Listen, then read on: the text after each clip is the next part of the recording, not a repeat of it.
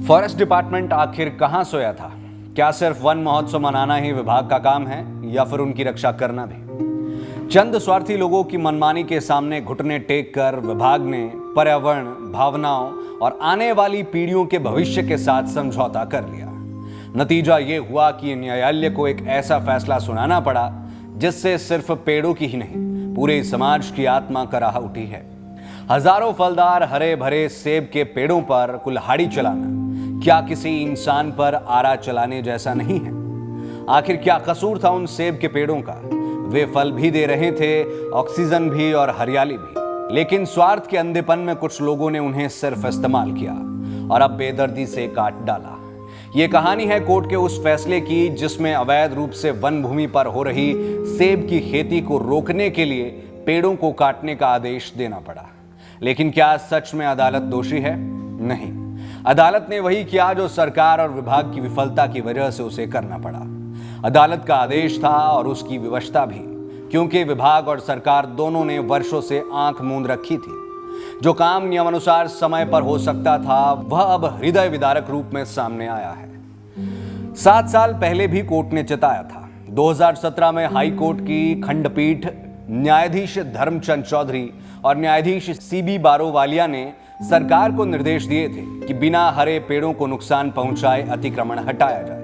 साथ ही आदेश दिए थे कि वन भूमि को सुरक्षित किया जाए, रिटेनिंग वॉल बनाई जाए और खर्च अतिक्रमणकारियों से वसूला जाए। लेकिन न सरकार ने गंभीरता दिखाई, न वन विभाग ने। नतीजा ये हुआ कि अब सख्ती से पेड़ों को हटाने का निर्देश जारी करना पड़ा। कोटखाई के चैथला और आसपास के क्षेत्रों में वर्षों से अवैध रूप से सेब की बागवानी होती रही। विभाग ने कुछ प्रयास किए लेकिन गंभीरता नहीं दिखाई। जब भी हटाया गया, लोग दोबारा लौट कर आए और फिर से खेती शुरू कर दी। विभाग का वही पुराना रोना, बजट नहीं है, मैन पावर नहीं है, और इसी सुस्ती ने आज हजारों पेड़ों की बलि ले ली। खुद एडवोकेट जनरल की स्टेटमेंट बताती है कि विभाग 300 बीघा क्षेत्र के अवैध कब्जे की माइक्रो मैनेजमेंट तक नहीं कर पाया। अब कहा जा रहा है कि इन पेड़ों को काटकर फॉरेस्ट स्पीशीज लगाएंगे। सवाल यह है, अगर पेड़ ऑक्सीजन दे रहे हैं, मिट्टी को पकड़ दे रहे हैं, फल दे रहे हैं, तो क्या सिर्फ इसलिए उन्हें काट दिया जाए कि वे सरकारी परिभाषा में वनस्पति नहीं माने जाते? हर साल करोड़ों रुपए खर्च होते हैं वन विस्तार योजनाओं पर, मगर जिन पौधों को लगाया जाता है उनमें से मुश्किल से 10% ही जीवित रह पाते हैं। मॉनिटरिंग नहीं होती, पारदर्शिता नहीं होती, जवाबदेही नहीं होती।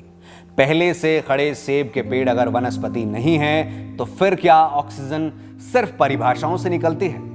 कभी कहते हैं कि 5 बीघा से कम अतिक्रमण को नियमित किया जाएगा, तो कभी कहते हैं ऐसा कोई प्रावधान नहीं है।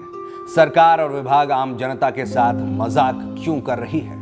क्या विभाग में एक भी ऐसा अफसर नहीं जो इस स्थिति का कोई मानवीय समाधान निकाल पाता? क्या इस क्षेत्र को उद्यान विभाग को नहीं सौंपा जा सकता था?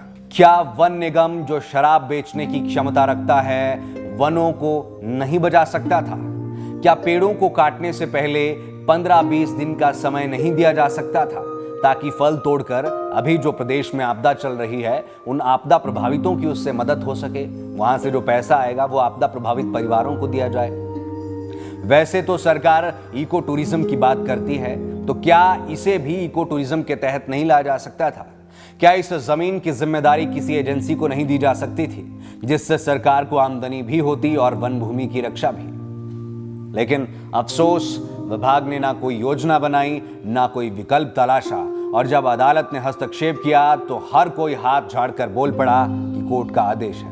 मगर सच ये है कि अदालत को यह कठोर निर्णय लेना पड़ा क्योंकि विभाग और सरकार ने विकल्प देना ही बंद कर दिए थे।